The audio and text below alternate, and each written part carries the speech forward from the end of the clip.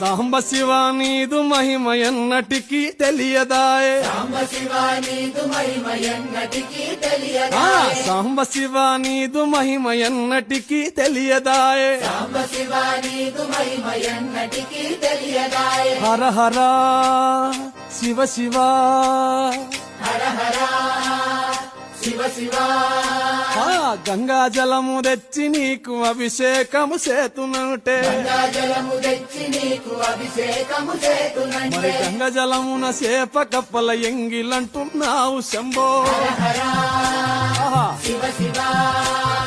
హర హర శివ శివ ఆ సాంబ శివ నీదు మహిమ ఎన్నటికీ తెలియదాయే హర హర శివ శివ ఆ